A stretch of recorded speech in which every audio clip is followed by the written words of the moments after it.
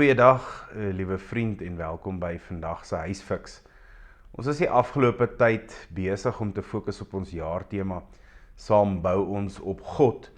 En dit is seker teen die tyd nou al vir jou bekende woorde wat jy weet kom uit Jesus se bergrede in Matteus 5 tot Matteus 7. Ek wil vanoggend so 'n bietjie saam met jou dink om by die hartjie van die bergrede uit te kom.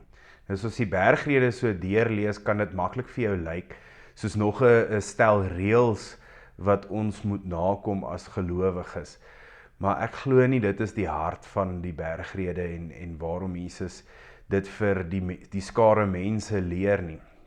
Die sleutel lê vir my in iets wat Jesus sê hier redelik in die begin van die bergrede in Matteus 5 en ek lees vir jou vers 17. Hy sê moenie dink ek het gekom om die wet of die profete ongeldig te maak nie.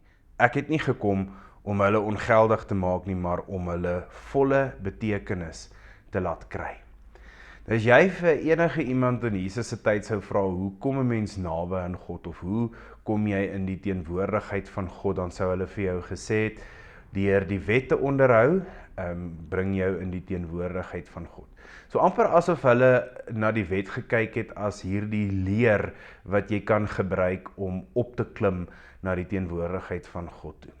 En dit is waarom Jesus dan nou vir hulle sê, hy het nie gekom om die wet weg te vat nie, maar om dit die volle betekenis te laat kry. So in sy lewe, dit wat hy kom doen het hier op aarde, dit wat hy die mense kom leer het, wou hy juist die teenwoordigheid van God hier op aarde sigbaar maak. So deur hom kom ons in die teenwoordigheid van God.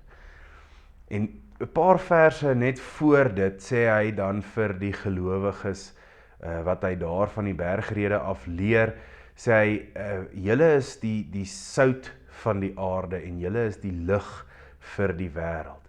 En dis die wonder van die evangelie, hoe ons as gelowiges dan deel word hier van Jesus se werk, hoe ons in ons lewe dan rigtingaanwysers word van God se teenwoordigheid. So God gebruik sy mense, sy gelowiges om sy teenwoordigheid sigbaar te maak in hierdie wêreld. Dan word die bergrede nie vir ons weer net nog 'n klomp stel reëls wat ons moet navolg om die teenwoordigheid van God te beleef nie, maar eerder hoe ons in ons leefwyse, in ons handeling ook gebruik word deur God om sy teenwoordigheid in hierdie wêreld sigbaar te maak.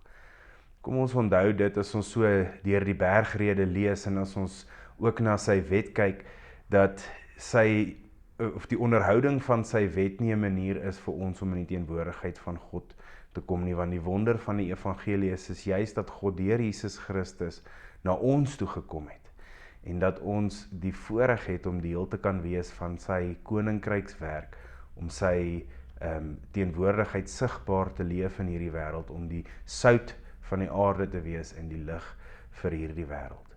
Mooi dag vir jou.